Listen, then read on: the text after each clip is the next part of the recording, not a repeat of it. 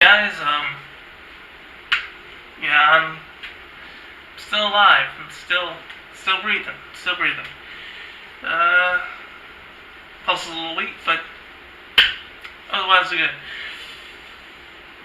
I've really got to get better at this, guys. I really got to get better at posting more regularly, but life can be a bit of a playground bully, let's just say that, and keep me away from what I really want to do in order to do things I have to do, like, homework, work, and, gotta keep some money flowing in so I have time to make these videos, so I can actually put nourishment in my body. So, yeah, so, I have another story for you guys, if you aren't completely bored of me already. And this story kind of takes a divergent course away from my relationship stories. Goes to a story starring myself and my best friend. Those kind of people you meet when you're a kid and you somehow, weather the journey through life and adulthood together. Just, fighting off mythical creatures such as the hormone monster, if you catch that reference. Gracias. And, fighting off the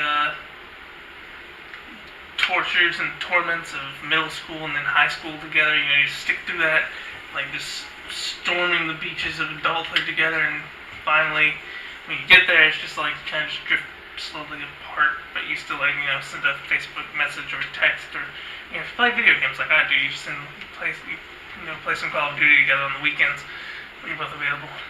It's amazing how such a strong friendship can just result to that when you hit adulthood. Adulthood sucks, by the way.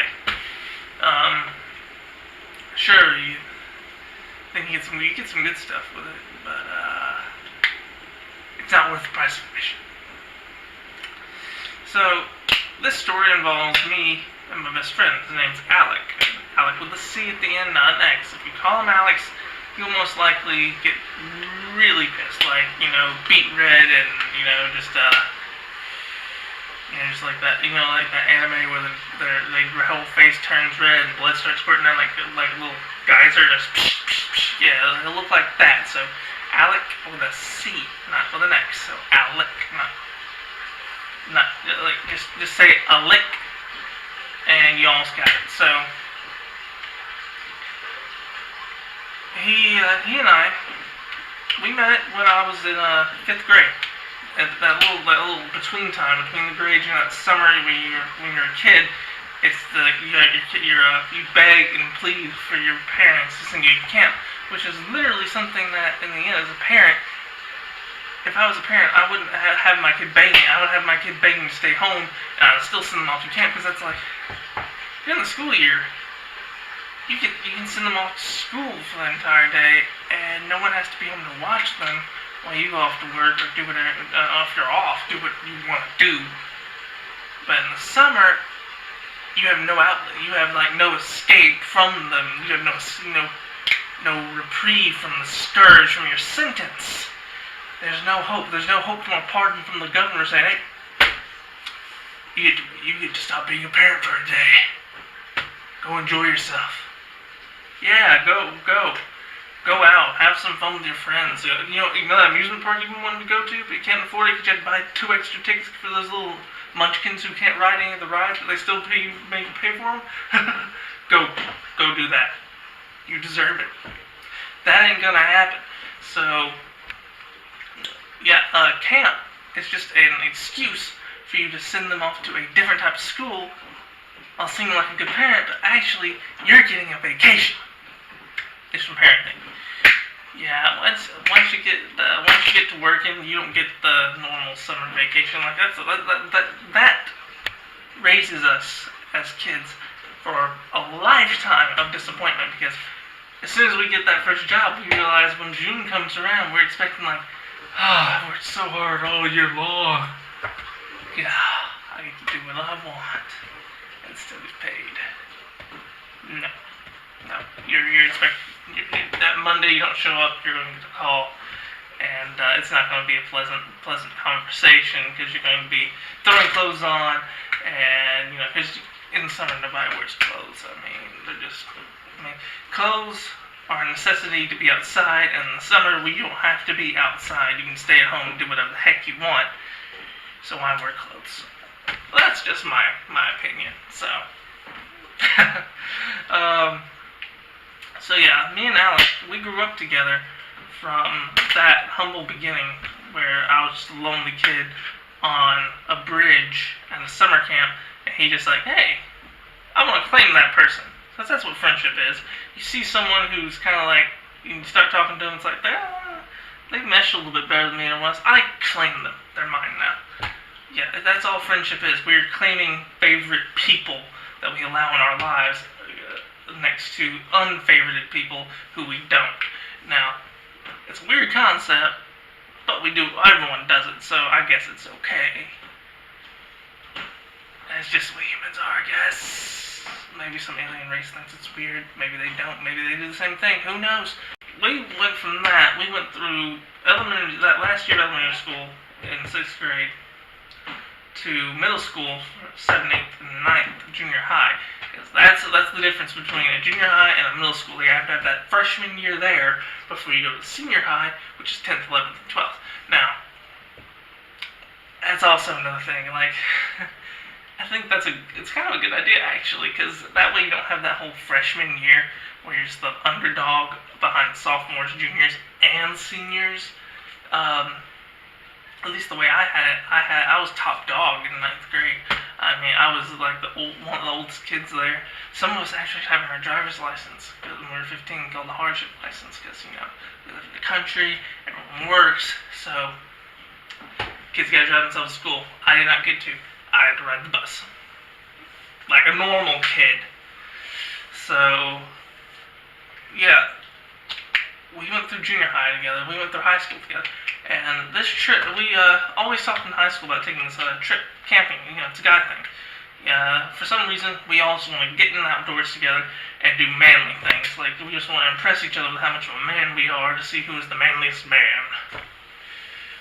I don't know why we do this. I honestly don't give a crap. I don't give a flying llama's crap about who's manlier. And honestly, I'll hand him that trophy right now. He can work on cars. He can do all the outside stuff. Me, I can do a little bit of that stuff. Like, it's not starting.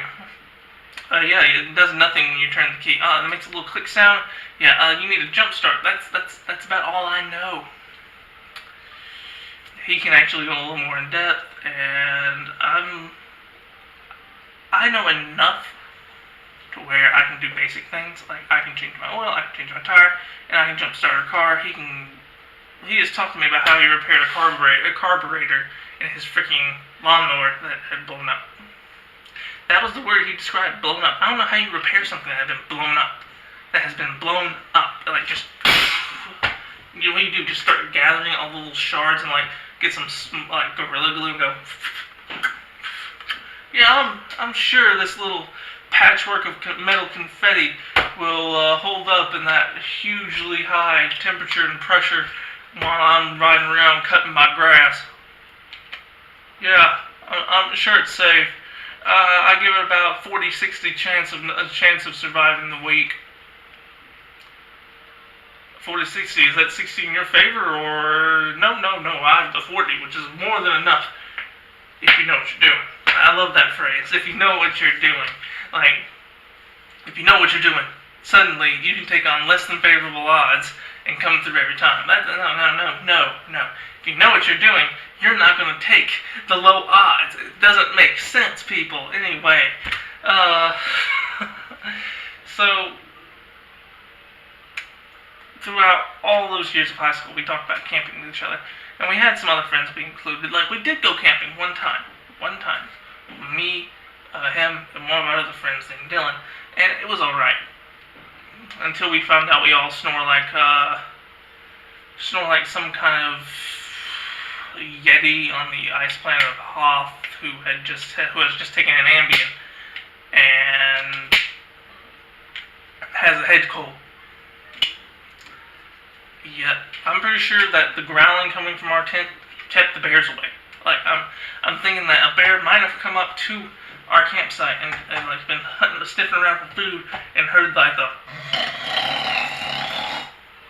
sound, but amplified by 3 because there were 3 of us, and thought, I didn't know. I swear I didn't know someone else was already here. I thought this was a human camp. I'll just be going now. I didn't know that a whole herd of my people had already gotten here. Let's get out. A few years after high school, I moved off. He stayed in the hometown, going to a technical school there. I went off to do the bigger and brighter things that smart people are supposed to do, but I don't know what happened. So we decided that one spring break, because people go on trips on spring break, we never had, we were going to go camping. Not just any camping trip. Turned out he had some family that had some land over in Mississippi. We're from Arkansas, so that's like one state over to the east. So over spring break, I would come home and we would drive out to their land and we'd camp there for free because they liked him. If family likes you, that's always a good thing, I guess. We drove out there for several hours. I chipped in on gas and all that crap, but he drove the entire time, which I'm going to let him do because it's his truck, his everything. But I honestly don't. I used to love driving. I used to look forward to getting in my car and just driving. Like, didn't even have to have a destination.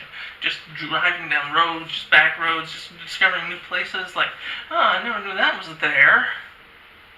Well, let me just log that in my mental checklist of places that I don't want to go.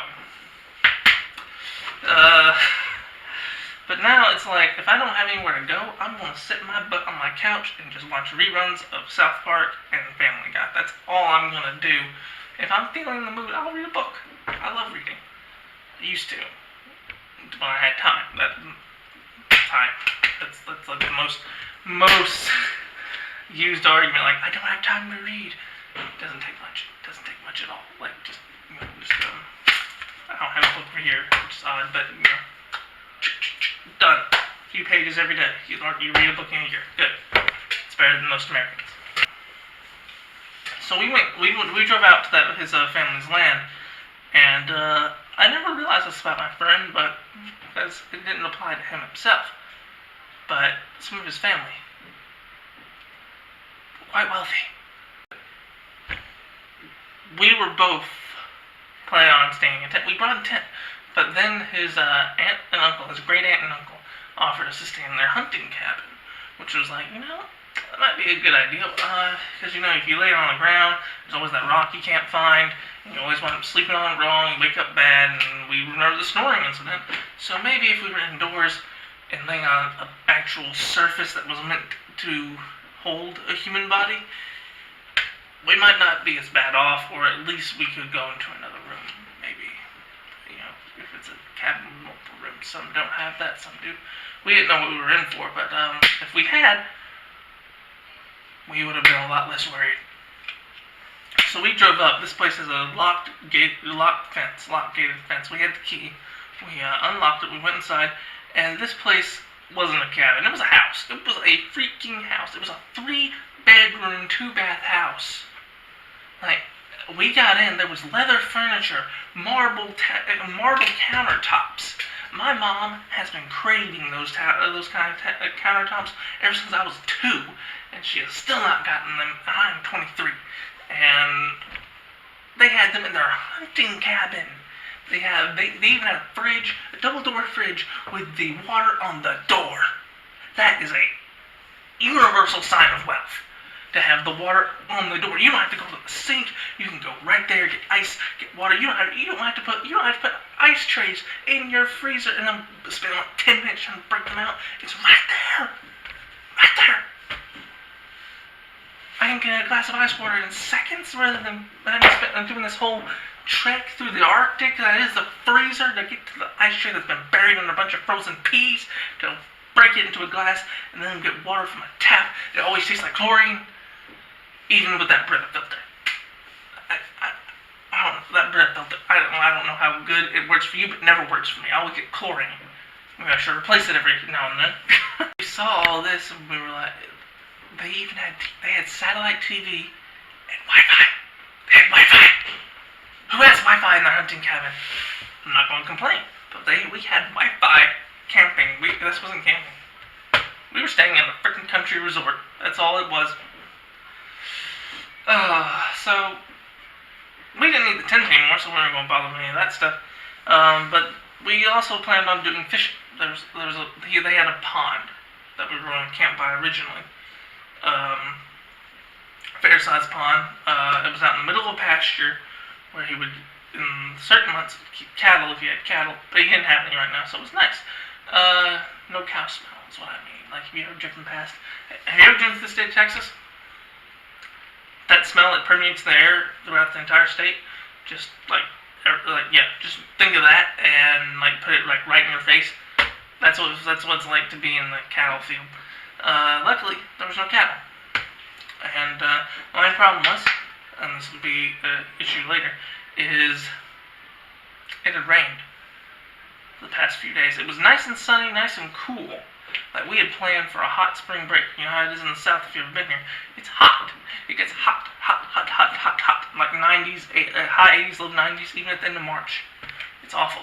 But it was nice. Like, it was high 70s during the day. It got cold at night. It was just amazing how blessed we were to have such a great week. But sadly, we had packed shorts. So that was a trip to Walmart to buy some pants and a jacket. I still have my jacket. It was on clearance. It was a Star Wars jacket that was a neon green. My fiance has since cleaned that jacket, so I don't get to wear it anymore. What is it with women and little jackets and hoodies? Like, I swear that's all they date us for. I swear. Like, just to get every piece of warm clothing we have. And once they do that, once they realize we're not going to buy anymore, I think that they're just going to have a mass migration, like, to some weird planet off somewhere, and we don't know what to do with ourselves anymore. At least we'll be warm again. Oh God, I'm going to get so much heck for that. So yeah, we fished in that pond like all day from that morning until it was nightfall. Like, it was amazing. If you know fish, you know what a brim is. There may be a more technical name for it, but we call it brim. If you know what I mean, you know what I mean. If you don't know what I mean, just know it's usually a little fish that has sharp fins that if you're not careful, if it's big, it will fin the crap out of you. So, but again, if you know what you're doing. So, they had brim bigger than my hand. I know my hand's not that big, but if I could just like put my hands like that, they were that big, wide. So they were huge. Oh my God. And they weren't even that hard to catch. It was just like just yanking them out of the water. We could keep as many as we want. They had an overpopulation of brim. They were trying to keep an even population of different types of fish, and the brim had just gone crazy, like it was Woodstock, just going pumping out fish. So we got plenty. That's what we were gonna eat at night. I mean, all you have to do to cook a fish, clean it up, pop it in the fire with corn flour, not cornstarch. There's a little bit of a misread on that. Like, we'd never fried fish ourselves at this point, so we had some bland fish night one until we realized corn flour, not starch. It was a rude awakening. Very, very, very rude, and we have not lived that down with certain people. So, back to the problem is that with the rain is that this was not a paved road. There was not a gravel road. It was just a path through long grass. And if you know how fields get after rain, it's just mud like a soup. Now, the path itself, for the most part, was firm enough that you could walk on and drive through, but there's just like this one patch when we were driving out, my friend, he just had to gun it to get through. He had a little truck. It wasn't a big one, it was a little truck, so light enough that they don't get stuck very often. So we fished all day.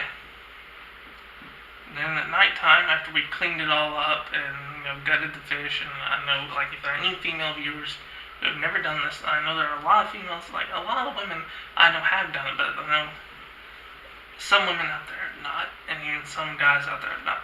Here, and a lot of you who are a little more of lighter constitution, probably thinking, why? Can't you just get fish at Walmart? That shows basically my class of living. Walmart's like my primary destination for shopping.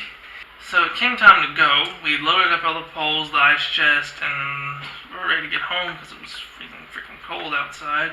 For some reason, my friend told me to drive. Now, I can drive. My first vehicle was a truck, and it was bigger than the one he had now. He had then, and now he still has it. But I don't have a lot of experience driving through fields. Like what my limited experience was, if we were going to go out, hunt or fish in the field, like if we had to go through a field, we were going to walk out, not scare them. Because the only time I've been out in fields like that was with hunting, not fishing. And when you're hunting, you don't want to scare what you're trying to hunt, so you hike out. I'd never driven in a field that basically by this point turned to mush, because all the people had been driving through it. So I was like, yeah, sure, because I didn't want to, lose face as a man. I didn't want to lose my man card. I still had it then. Still had it. I wasn't in a relationship at that point. It's the first thing you lose.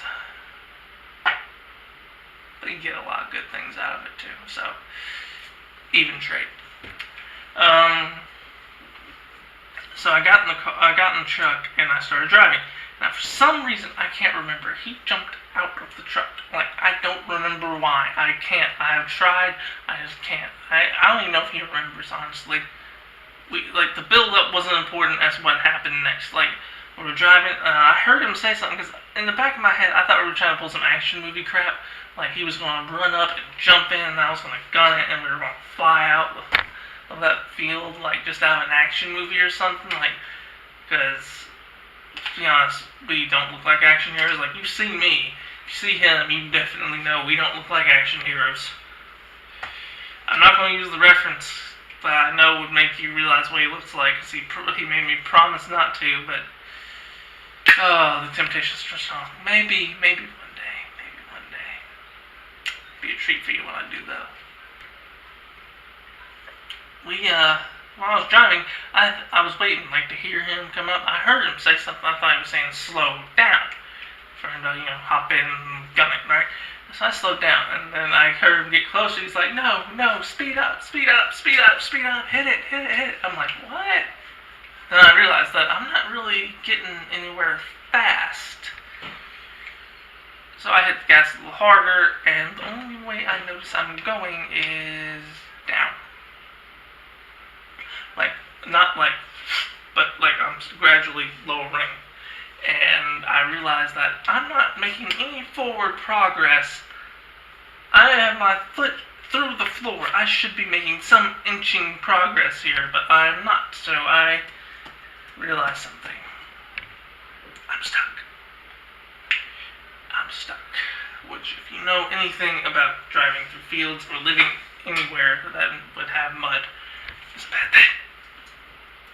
And it's like 10 o'clock at night, and we don't really want to call anyone to tow us, so we switch places. I get out, and look, it's not horrible at this point. It's bad, but not horrible. So we try some old tricks we knew, he got behind and pushed, I got in the back and just revved it up. He got covered in mud, got a nice little mud bath ball treatment, but nothing happened. We didn't get out, so we got this board to try to lever it out. Still nothing. No traction. By the time we were done, decided that, you know what, maybe we need to swallow that infamous male pride and call for some help. By that time, you barely see the rear wheels. You were sunk right up to the top of the wheel well. And the ball hitch on the back of trucks, the trailer hitch, it was kissing the ground like long lost lovers. It was just right there sitting on top of it. Yeah. So if his truck's a Ford Ranger. It's not a big truck. A lot of people call it a baby truck, but it's a truck. And if you know what it is, if you know what it is, you know how high it is. If you don't know what it is, Google it. It was that stuck. We weren't getting out without help. My friend has the baby truck. His great uncle has the granddaddy truck. That big gigantic truck that you just look at and feel slightly inferior when you're driving down the highway and wondering what are you needing to haul? Are you moving constantly? What? Do you live on a ranch? Why do you need so much power? He had that. Which, I mean, men like our toys. We like our toys. And we got hooked up to him, and he tried to pull us out. Now, normally it would have worked, but that ground was soft, like pudding soft. Feels kind of solid for a little bit, but as soon as you take that spoon and you jab it with enough force, it just goes right to the bottom, and you hear that clacking sound that makes everyone look at you. Yeah, it was that soft. So he tried to pull us out, and we got nowhere. So he was like, you know what? I'm gonna get out. I'm gonna go drive home. I'm gonna go get the tractor, get it out. So he tried to drive off. And I will say this, it was my fault the baby truck got stuck, and by extension, I guess this is also my fault, but at the same time, not all the way. Turned out, as he turned around to go home, he got stuck in this big, gigantic truck that should have plowed through that mud as if it was nice, evenly, just paved, flat top. It should have just drummed right through it. It was stuck, and he was not getting out. So he called his wife, who came out, did not go into the field, which is probably was the smart thing to do in the beginning, but no one wants to haul that much stuff out and back at night. So she came and picked him up, and went and got the tractor. It was not a huge tractor, it was just a medium-sized John Deere tractor that you would see most people using down here, not those big industrial ones. But yeah, he got the tractor and got his truck unstuck. I came around to get us unstuck, and it was like, for a while it looked like we were getting out, but then we noticed something. The tractor's tires are starting to spin, and before we knew it, we had the baby truck stuck, and now we had the tractor stuck. And try all the tricks again, trying to get it out, nothing. So now his truck's unstuck. So he decides, you know what, we're just going to come back tomorrow. I got a friend with a bigger tractor. He's going to get everything out. Maybe it'll be a little more solid by then. So he goes to turn around again. He goes to this one area he told us to avoid. That was even worse, and gets himself stuck again. So now we have a baby truck stuck. We have the granddad truck stuck. And now we have the tractor that makes them look both like little Tonka toys stuck. And I'm feeling like a 10-pound sack of crap. So we have to walk back home. They didn't give us a ride. I don't blame them. They were probably really pissed at us because it was late, way past their bedtime. Past ours, because we were tired too. So we hiked back. We wound up having to hike back to the truck. Well, my friend did, because I didn't. I was it was cold. It was cold. So he had to hike back to find his key. And we got in, we slept, got out. The next morning, everything was fine. The guy with the gigantic tractor that, unless you own a farm, you shouldn't own, came in and pulled everything out. We all had a good laugh about it. I'm sitting there just feet red, like trying to hide my shame. And yeah, we still talk about that to this day. And if my friend watches this video, I guarantee you he's going to be rolling on the floor laughing. I won't hear the end of it for a while. So I don't know why I'm telling you this story. It's so embarrassing for me. But maybe you'll love it. Maybe you'll hit that like button. Maybe you'll even subscribe. I saw we're up another one to 7. So you know what? I feel it. I feel like we're going to keep going up. And I feel like I'm just going to be knocking on that ceiling where I finally won't have to work anymore. Hopefully. So please help me realize that dream of not having to work. Oh God. I sound so entitled. of that truck, I will post it on the Facebook page, which I'll leave a link to. I also have Twitter now that I try to post at least once a day, even though I fall a little bit behind. But yeah, so you know what? Like this video, check out my other videos, subscribe to the channel, and if you want to keep up to date, go to the Facebook page and check out my Twitter feed. And this has been Benji the Brilliant with my newest video. Signing off. Have a good night, guys.